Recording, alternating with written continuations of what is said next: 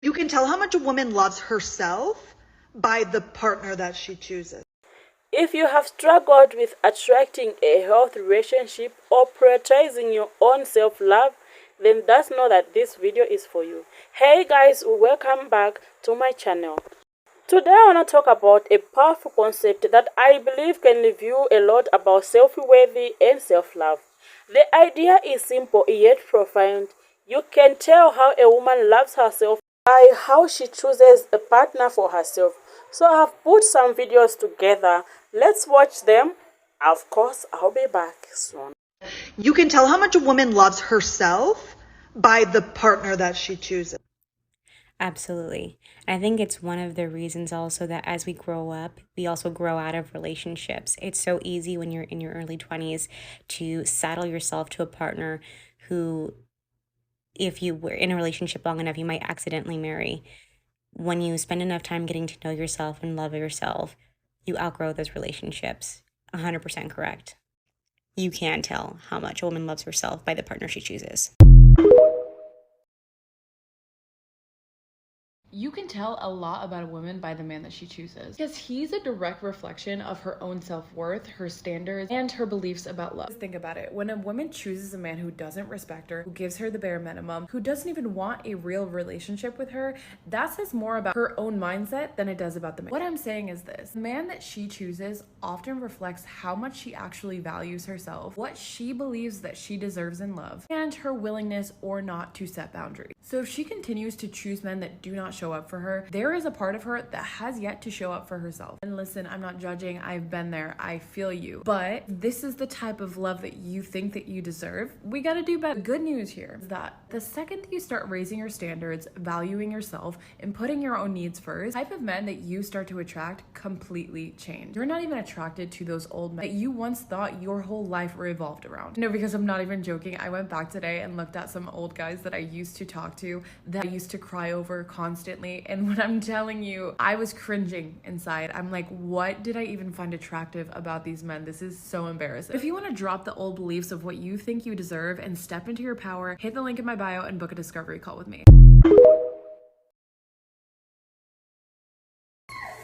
Okay, listen here. I just watched a video of a woman talking about another video that she watched where someone said, you can tell how much a woman loves herself by the partner that she chooses. I'm gonna say it again.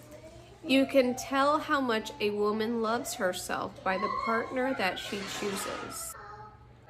I mean, and it really took me back to like past relationships. Two in particular. You know who you are. I didn't discover self-love, honestly, until early 30s. And it showed in the relationships that I chose to put myself in. So I am telling you this because I feel like every woman needs to know that. In Spanish, there's a saying that says, mejor estar sola que mal acompañada. That means I'd rather be alone than be in the wrong company. And that is my thought of the day. To the girl who said you can tell how much a woman loves themselves by who they choose as a partner. And that's because the partners that you have in your life are directly proportionate to what you're willing to allow.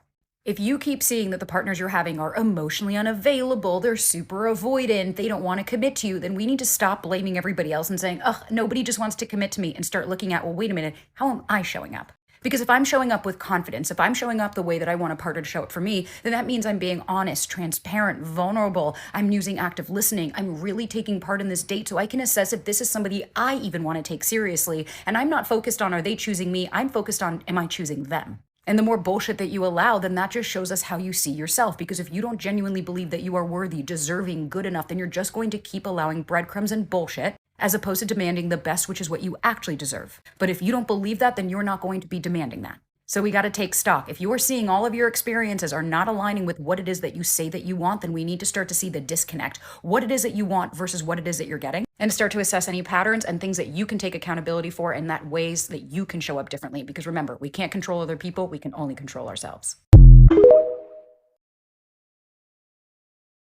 You can tell how much a woman loves herself by the partner that she chooses. For real, because this got me thinking so much about how much my perspective on relationships have changed so much in the last 5 years.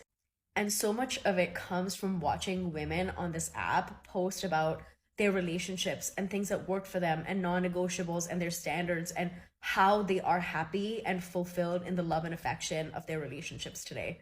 And as somebody who grew up desi, we don't see open love and affection in our parents' generation. I especially didn't, because I'm a child of divorce. So I didn't really grow up seeing what love and affection in relationships and marriages are. I don't know if I'm the only one, but I do want to shout out people on this app, women who have posted their love, because it makes me see that I want more for myself. You can tell how much a woman loves herself by the partner that she chooses. This statement is accurate for both men and women. Your ability to pick a partner is greatly dependent on how healed you are internally. Let me give you an example. Let's say you grew up in a family that did not really care for you and love you correctly. As a result, you developed a very poor self-esteem. Your sense of self-worth was pretty skewed. And if you experienced any tad bit of emotional neglect, verbal abuse, physical abuse, your sense of self goes down the drain. Now, the important part is the anchor that's supposed to be self-love, it's highly impacted in this scenario. If you use self-love as your measuring factor, that's your ability to be able to give compliments to yourself, be good with boundaries, take good care of yourself physically, mentally, emotionally, and the list goes on, then that will be a good determining factor of who you're going to allow in your life and how they're going to show up, what you're going to tolerate and not tolerate. And of course brings us to the point of who your partner is going to ultimately be. But I want you to know that there is hope. No matter what situation and circumstances you're in, no matter who you've attracted in your life and who you're married to or are in a relationship with, emotional healing and work on yourself and your partner can happen. It just requires two willing partners.